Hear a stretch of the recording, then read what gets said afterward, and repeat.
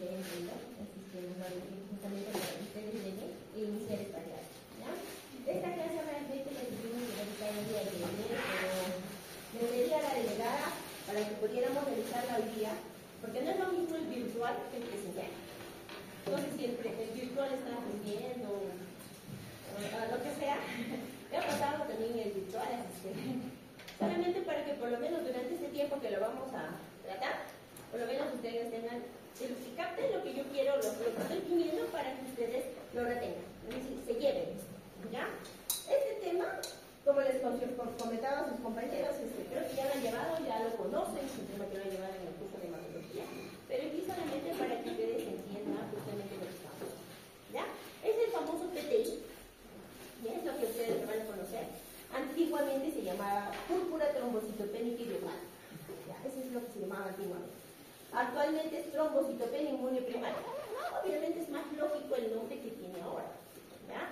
Porque cuando hablábamos de púrpura, sabemos lo que es púrpura, ¿no? ¿Sabemos lo que es púrpura? Color rojo. ¿Ah? Color rojo intenso. Aparte de eso. ¿Ah? Es importante saber, ¿ya? Es decir, la púrpura son lesiones, pueden ser rojizas, violáceas, normalmente más grandes, justamente exactamente que las petequias, recordemos eso, que van a estar obviamente ubicadas en lo que es la piel, ¿ya?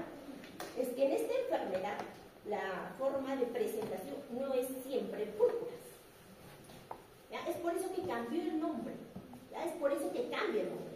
Entonces se empieza a llamar, cambian este nombre y lo llaman actualmente como trombocitopenia inmune prima. Inmune porque el sistema inmunológico actúa en contra de las plaquetas o de los pero normalmente no tiene un origen o causa original, ¿ya? Vamos a empezar el caso justamente con esta imagen, ¿ya? Vamos a empezar a presentar un caso clínico. Si ustedes van a evidenciar, este es un niño. ¿Qué cosa es lo que podemos ver en los pies? ¿Petequia? Sí. ¿Qué más? Púrpura. No es púrpura. Sí hay púrpura, ¿no es cierto? Sí tenemos. ¿En dónde? En los miembros inferiores. ¿Bien? La carita es algo simplemente situación. ¿Qué cosa tenemos en la cara? Epistaxis. ¿Y en la boca? Igual. ¿Ya? Estas son las clásicas formas de presentación en niños. Ojo, que justamente el PTI se presenta más en niños. Es por eso que es importante tocar entre los 2 y 4 años. Por eso se toca en pediatría. ¿Bien? Entonces tenemos un caso clínico. ¿Bien? Es un caso clínico de un niño de 2 años que presenta múltiples hematomas en extremidades inferiores, como lo hemos visto, de tiempo de evolución de 7 días, atribuidos inicialmente a traumatismos. ¿Ya? Primeramente inició con pequeños traumatismos y se presentaban. Los niños normalmente tienden a hacer esto, los niños se caen, los niños pequeñitos tienden, corren, se caen y siempre aparecen con moretones. ¿Ya? Entonces a esto primeramente se atribuye esto, que posteriormente se acompañan de petequias, epistaxis, sangrado gingival y ocasional. ¿Bien? Tiene aquí en la historia clínica, es importante saber justamente los antecedentes personales. Parto a las 40 semanas, peso de 3 kilos 100, desarrollo psicomotor normal, inmunizaciones completas, enfermedades anteriores, sibilancias recurrentes en la época del lactante y no alteraciones, no intolerancias ni alergias.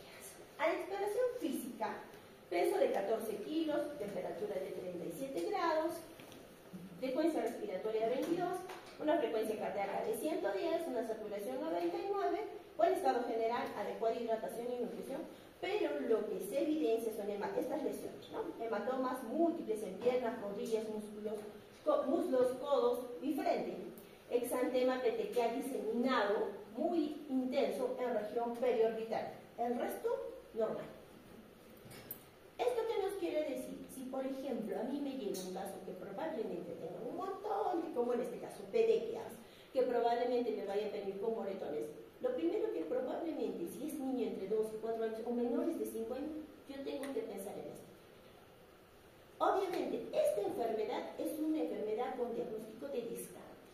Si yo tengo que descartar cualquier otra enfermedad, y si todo está bien, me quedo con este diagnóstico. ¿Bien? Eso es lo que yo tengo que hacer. Cuando yo tengo PTI, hago esto, ¿ya?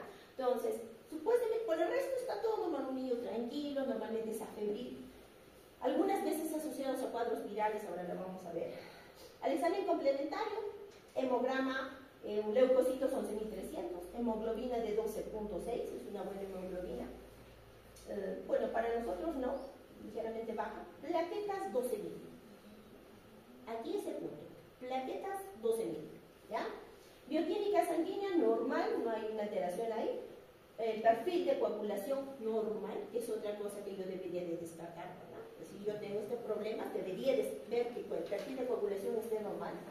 En este caso estuvo normal, grupo sanguíneo positivo, PUMS directo negativo, y el resto es el estudio en orina 1 a 5 hematías por campo, es decir, no tiene una hematuria macroscópica, si es que podría buscarla.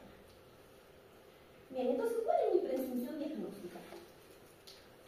Uno, es decir, si yo tengo un niño, yo tengo que pensar en estas enfermedades. ¿Bien? Una púrpura de Henoch-Schönn. ¿Recuerdan que es una púrpura de Henoch-Schönn? ¿Cuál sería la diferencia, por lo menos para que yo tenga que pensarlo? Vayan pensando, vamos a ir y vamos a ir dando el diagnóstico de acuerdo a esto. Maltrato infantil, ¿ya? Bueno, y justamente lo que estábamos hablando, no la trombocitopenia primaria. Bien, eso para que ustedes tengan el caso clínico, vamos pensando y vamos a ir correlacionando con todo lo que hemos estado diciendo, ¿ya? Entonces, que justamente el PTI es una enfermedad característica por una trombocitopenia esencial periférica con valores inferiores a 100.000. PTI, plaquetas menor a 100.000. Eso es lo que yo tengo que pensar. Antiguamente se pensaba que podía ser menos de 150.000. Actualmente no, es menos de 100.000. Y esto viene en el examen. Es decir, esto les voy a tomar en la pregunta del examen cuando vamos a darlo. Esto es algo muy importante que tenemos que saber. ¿Ya? En niños que carecen de antecedentes u otra patología que explique trombocitopenia, con manifestaciones hemorrágicas, exclusivamente, generalmente púrpuras, es por eso que se le ponía el nombre antiguamente, o asintomáticos. Puede ver esta enfermedad del PTI asintomático, sin síntomas, y tener PTI. Muchas veces este diagnóstico se lleva simplemente por hallazgo casual. ¿Ya? Es decir, le pedí un hemograma por ahí, y por si acaso que se le hace normalmente a los niños, y me sale unas plaquetas menores de 100.000.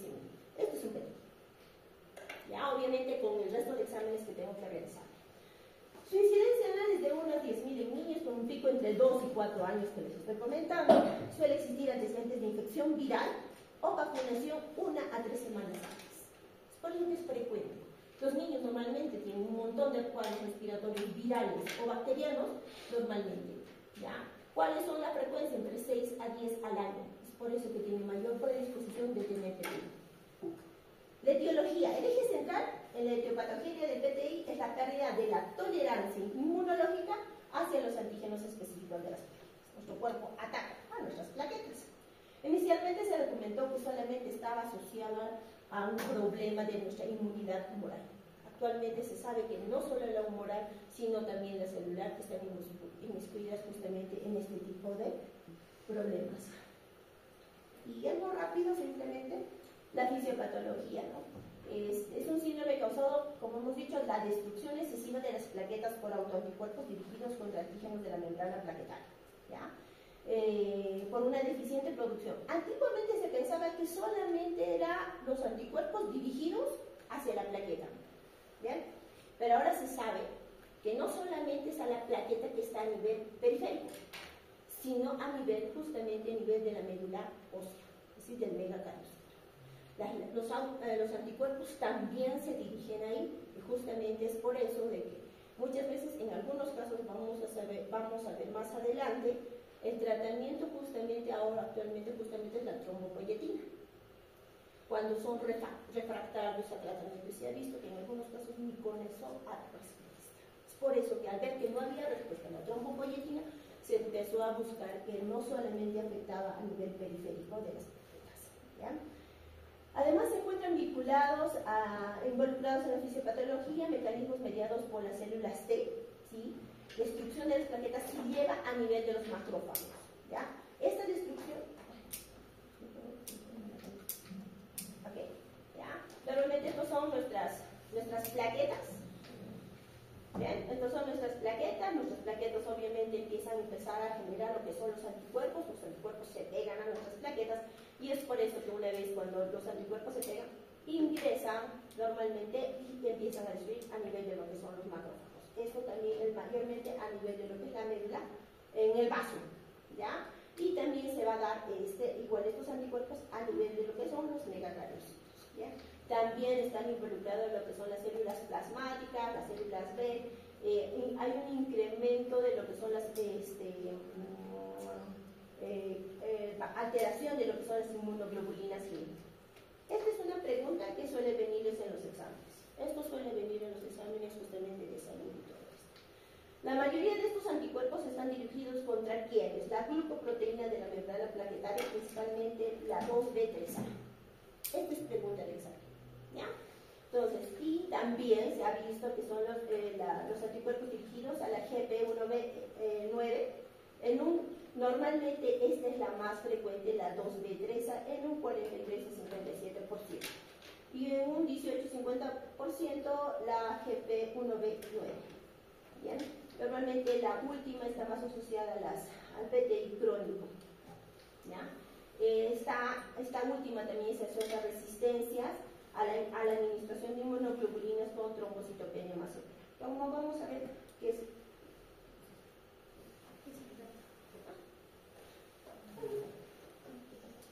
¿Ya? Esta justamente, como les estaba diciendo, la inmunoglobulina, como vamos a hablar ahora, es el tratamiento de elección.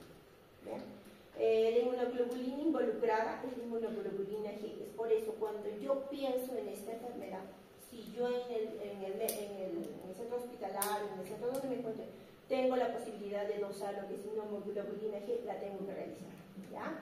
Porque normalmente la inmunoglobulina G1 es la más frecuente. Se ha podido demostrar la presencia de autoanticuerpos en el suelo de individuos con PTI en 80%. ¿Bien? Esto es lo mismo que así las plaquetas son una vez opsonizadas por el cuerpo del tipo de inmunoglobulina G, son destruidas por los macrófagos, como les dije, que se llevan al vaso. Entonces, simplemente para que lo revisemos, casi la imagen es lo mismo. Entonces, cuando yo ya tengo, justamente, yo ya estoy pensando en la enfermedad, si yo ya vi como la imagen que hemos visto este niño, probablemente con las lesiones, con el sangrado, y ya tengo mis plaquetas menores de 100.000, tengo que hacer la clasificación diagnóstica porque de acuerdo a esto va a ir mi tratamiento. ¿Ya? ¿Qué es lo que pasa? Si yo tengo un PTI se hace la clasificación diagnóstica en un PTI de recién diagnóstico y persistente o el PTI crónica. Ya el PTI de reciente diagnóstico, normalmente cuando es menos de 3 meses de evolución. Un PTI persistente entre 3 a 12 meses, ¿ya? En los cuales el paciente que no haya alcanzado la remisión completa de forma espontánea. La mayoría en niños llega a la remisión completa, incluso sin tratamiento. ¿Ya? Esto dependiendo de los síntomas que ahora vamos a hablar, de acuerdo a los síntomas. Y pacientes que no mantienen la remisión completa después de suspender el tratamiento. O el PTI crónica, una PTI crónica en pacientes que continúan con trombocitopenia después de los 12 meses del diagnóstico. Y bien, ¿cuál es la clínica? Como hemos mencionado, un buen porcentaje es asintomático. El diagnóstico es casual. ¿Bien? Hay otros que solamente presentan clínica cutánea, si las petequias y probablemente las púrpuras que podemos hallar, ¿ya? O si no, en este caso, clínicas cutáneas mucosas, ya probablemente con la afectación de lo que son, por ejemplo, las encías, o que presenten un sangrado activo. Si tiene sangrado activo, yo tengo que poner alerta. Es decir, si por ejemplo presenta epistaxis o presenta una hematuria macroscópica, tengo que considerar lo que es la orina, por eso se piden los exámenes que ahora vamos a ver, una hemorragia digestiva macroscópica, sea melena o sea los vómitos con sangre, una menorragia, una gingivorragia importante, o aquellos que necesitan transfusión sanguínea dentro de lo poco que podemos nosotros observar. ¿Bien? Algunos lo clasifican en diferentes grados, ¿ya? Si grado 1 grado 0 ausentes, grado 1 petequias, equimosis en grado 2, grado 3 hemorragias de la mucosa, sin que puedan presentarnos secuelas, y de 4 que nos puedan presentar secuelas. Bien. Esto es importante, si yo no tengo laboratorio y probablemente yo tenga un paciente que me venga de estas características, esto se los digo, chicos, porque a mí, por lo menos personalmente, no sé si alguien sea de la zona, para la zona de Ilave, ¿ya? Hay bastantes cuadros de este tipo. Normalmente en la zona Aymara yo hice mi serum en Juli, y en Juli yo en el serum tuve caso de dos pacientitos que tuvieron este diagnóstico. Obviamente no es lo más clásico, no es lo muy frecuente, pero por ejemplo en el Ministerio de Salud sí empiezan a tenerlo. Y si por ejemplo ustedes vayan a decir, señores, porque ha llegado a pasar, como es clásico en los niños que se caigan, que golpeen, no señores, por lo que se caen, llegan a decirles eso. Seguro se ha caído, lo han golpeado usted, así personal de salud les viene y les dice, y si esto no se trata, y si estas plaquetas bajan, y nosotros no hicimos por lo menos un hemograma, donde el hemograma me va a decir el resultado, y el hemograma lo puedo tomar en cualquier lugar. Si usted no le, este paciente se puede morir. Es por eso que es importante por lo menos saber y tenerlo en mente. Es decir, por lo menos ahí un hemograma. Con un hemograma suficiente. ¿Cuándo están las plaquetas? Las plaquetas, porque estén por encima de 50.000, tu paciente va a vivir. Si está por debajo de 50.000, tienes que pensar. Y mucho menos si probablemente está en menor de 10.000. 10.000 es probablemente te puede, si se cae ese paciente, si se cae, se golpea la cabeza, una hemorragia intracraneal y se muere. Entonces, es por eso que nosotros debemos tener en cuenta esta enfermedad, ¿ya? Entonces, ¿qué es lo que pasa? Los sujetos con plaquetas de 50, mayor a 50.000, el diagnóstico, como se dice, es incidental. En los enfermos con recuento plaquetario de 30 a 50 presentan petequias, equimosis, al mínimo trauma. Es decir, me golpeo y yo presento mis pequeños moretones, ¿bien? Y la persona que tiene plaquetas entre 10 y 30 normalmente presenta petequias, equimosis, epistaxis. Es decir, si me viene un paciente con epistaxis, probablemente sus plaquetas entre 10 y 30 mil. ¿Bien? Los más tienen gingivorragias o metrorragias. Si la cifra es menor a 10.000, tienen un alto riesgo de hemorragias internas, incluidos justamente lo que estamos hablando a nivel de sistema nervioso central. ¿Bien? Entonces, si viene por epistaxis, yo claramente tengo que ver sus recuentos de plaquetas es bajo. Si ya de frente viene con moretones y tengo epistaxis, gingivorragia, tiene un recuento plaquetario bajo. Y esto, si no lo puedo tratar, obviamente ahí donde ustedes estén, deriven hemorragia. ¿Ya? Entonces, ¿quiénes tienen factores de riesgo? Aquellos que tengan probablemente un politraumatismo, un TEC, una cirugía previa, que estén usando antiagregantes o que tengan problemas de coagulopatías o vasculitis. Y bueno, ¿qué es lo que yo debo hacer cuando yo tengo este tipo de pacientes? ¿No? Lo primero que les he dicho, por lo menos un hemograma donde yo voy a observar solamente trombocitopenia. ¿Qué pasa si yo tengo no solamente trombocitopenia, sino tengo asociado una leucopenia? ¿Sería también el diagnóstico o cambia?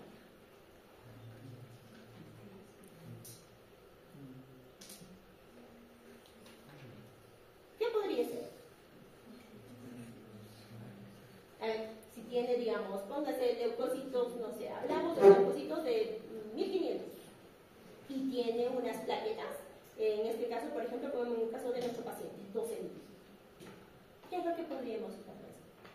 ¿Anemia clásica? ¿Podría ser? Sí. ¿Qué más? Podría ser ese. Es decir, que si tiene más de una célula afectada, ya no es PET. Eso tiene que tener. Sí, ahí yo tengo que buscar algo más. Si la hemoglobina me cae probablemente en 7, esto ya no es PET. Ya, eso es lo que tienen que pensar. Es decir, aquí el diagnóstico es de descarte. ¿Ya? Entonces, si tiene ahí, por eso se observa trombocitopenia aislada. Es decir, no va acompañadita de algo mucho que probablemente es un sangrado, obviamente, en este caso una anemia como sangrado abundante, puede ser. ¿Ya? En este caso. Pero si no ha tenido antecedentes de sangrado, normalmente, ahí que me podría ayudar mucho los reticulocitos. ¿No? Si yo tengo los reticulocitos ahí, probablemente si ha sido por el sangrado que se ha podido presentar la anemia. Pero normalmente si yo veo, sí, yo puedo pensar algún tipo de leucemias, puedo presentar una anemia plástica, que es frecuente también. En nuestro medio hay bastante anemia plástica. ¿Ya? ¿Qué cosa es lo que tengo que ver justamente? La morfología en sangre periférica en revisión por persona que tiene que ser normal. Es un frotis de lámina periférica, tiene que ser normal. No hay alteración. Si no, voy a tener probablemente blastos o algo de eso. No, ¿ya? Voy a tener un perfil de coagulación para que no me dé el motivo del sangrado, grupo RH, PUMS directo, para ver si no hay un problema de bisis o ahí que esté generando algún problema. Las inmunoglobulinas, aquí tengo que pedir el IgG, que hemos mencionado que es el que normalmente se altera. ¿Ya? Estudios microbiológicos, citomegalovirus, Epstein-Barr, parvovirus, herpes simple, herpes 6, VIH, hepatitis VIH, hepatitis C.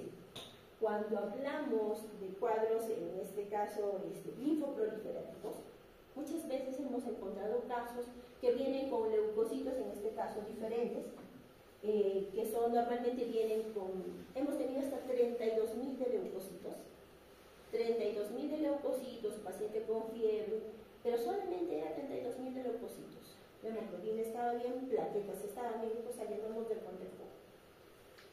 Y le hicimos justamente los estudios y salió positivo Epstein-Barr. Bien, hicimos el resultado, se hizo esto. ¿Qué es lo que pasa justamente con Epstein-Barr, parvovirus y citomegalovirus? Ellos te tienden a hacer síndromes linfoproliferativos. Entonces, si tienes esto, espera, que probablemente lo que va a hacer va a tender a remitir. Y ya no te asustes, ya no pienses probablemente en una leucemia. ¿Ya? Entonces, es importante por eso pedir estos exámenes. ¿Ya? ¿Qué es lo que vamos a pedir? Una bioquímica hemática, TGO, TGP, para ver glucosuricreatinina, para ver la funcionabilidad, sedimento urinario, tengo que ver si no hay hematuria. Y obviamente después, este estudio morfológico de la médula ósea no se hace de inicio. Es decir, primeramente yo voy a dar mi tratamiento, ahora vamos a ver cómo es el esquema de tratamiento. Pero obviamente dentro de mis exploraciones complementarias tengo que pensar este estudio morfológico de la médula ósea, es decir, función de la médula ósea. Solo cuando tengamos, en casos de los niños que tengamos una clínica típica, citopenias en el hemograma, es decir, que examen otra enfermedad también, o en aquellos que no hayan respondido a primera línea del tratamiento, o que no hayan sido tratados, que no hayan remitido espontáneamente durante el tiempo. ¿Ya? Esto simplemente para que lo sepan, hablamos de revisión completa, cuando supera los 100.000, revisión parcial que están entre el 30.000 y 100.000, ausencia de respuesta que no se modifican las cifras, respuesta transitoria mejor y luego otra vez baja por debajo de los 30.000 y las recaídas que mejoran normalmente por unas semanas y luego vuelve a caer a menos de 30.000. Bien. Este es nuestro caso clínico. Bien. Como hemos mencionado, era un pacientito que teníamos los exámenes de laboratorio y obviamente se quiere hacer mayores estudios. Se hizo justamente la serología, toxoplasma, virus Epstein-Barr, citomegalovirus, IgG positivo. IgG. ¿Qué es IgG? ¿Qué me quiere decir IgG? Crónico. Algo que ya pasó. ¿Ya? IgM negativo. No es aún. ¿Ya? En las inmunoglobulinas me salió IgG 1791. ¿Bien? El resto normal, proteinograma todo normal. Entonces, ¿cuál es nuestro diagnóstico? Esta no es lo que le llamaba el PTI, ¿ya? La trombocitopenia inmune primaria. ¿Bien? ¿Y por qué nosotros podríamos pensar en esto? ¿Y por qué no gerosólido? ¿Qué también hace controles? Con las plaquetas. Ya, uno que las plaquetas. Y ahí es más fácil, ni siquiera necesitas hacer el estudio de las plaquetas para diagnosticar esto.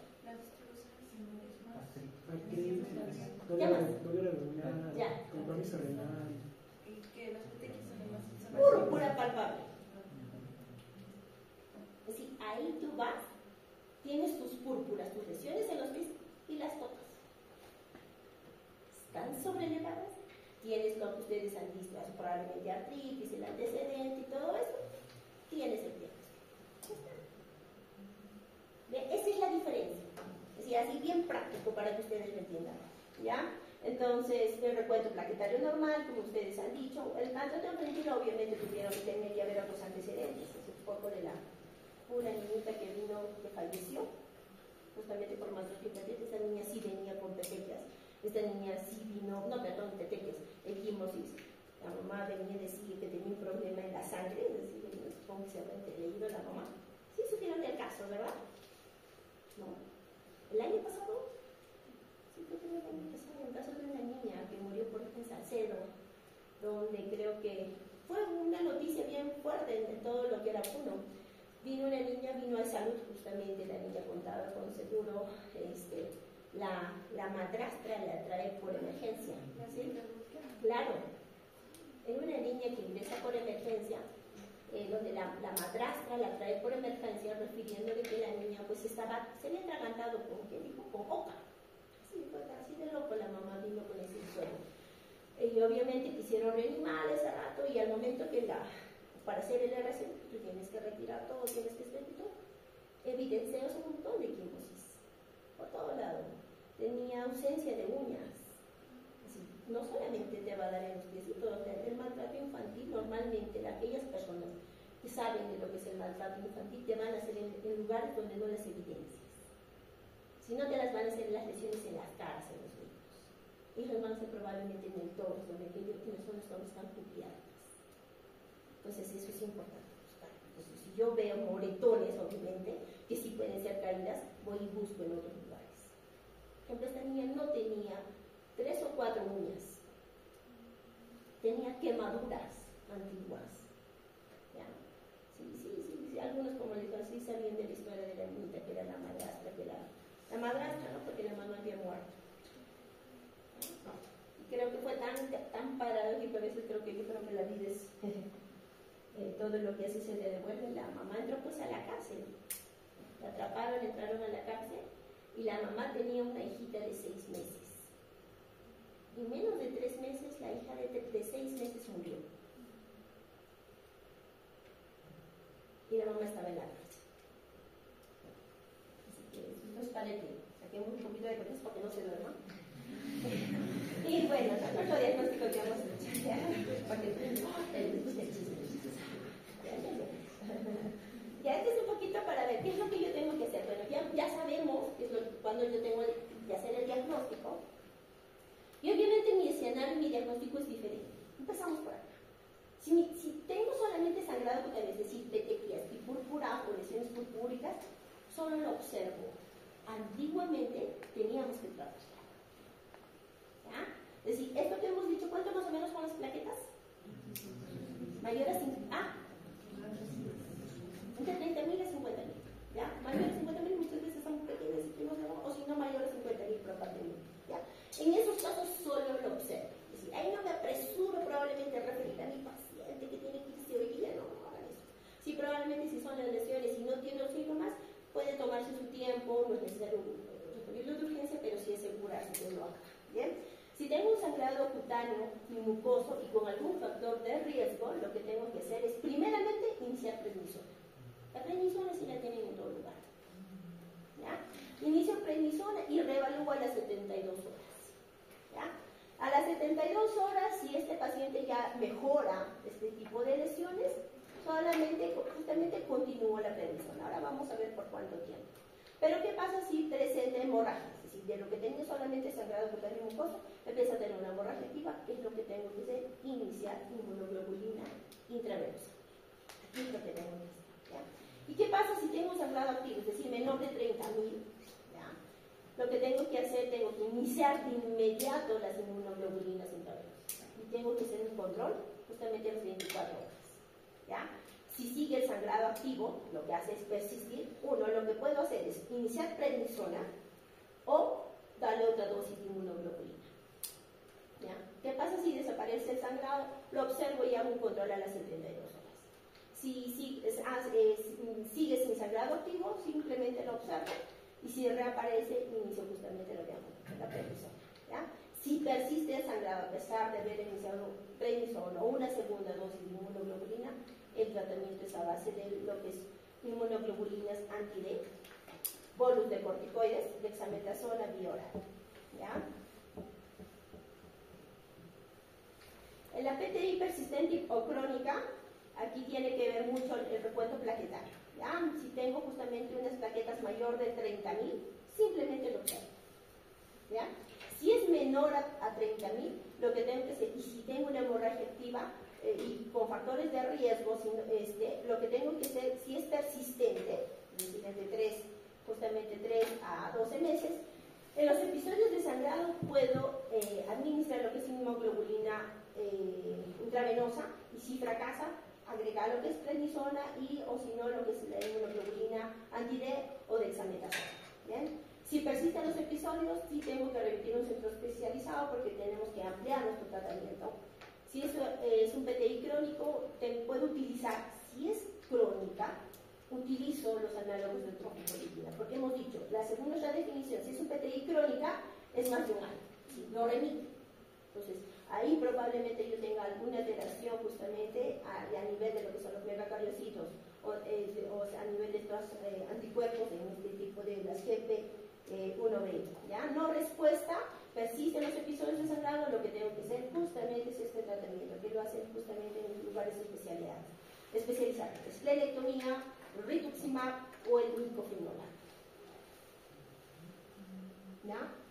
Estas son las dosis más o menos de lo que yo tengo para lo que yo voy a utilizar. Por ejemplo, ¿cuál es importante? Cuando yo tengo un riesgo, un sangrado con riesgo vital, ¿ya? Es decir, hemorragias en el sistema nervioso central, ¿qué es lo que tengo que hacer? Se utiliza metilprednisolona, inmunoglobulinas, puedo utilizar en transfusiones de plaquetas, ¿ya? Solamente plaquetas, y es decir, si por ejemplo utilice primero metilprednisolona, gamma globulinas, plaquetas, si no tengo respuesta, puedo volver a poner otra vez gamma globulinas.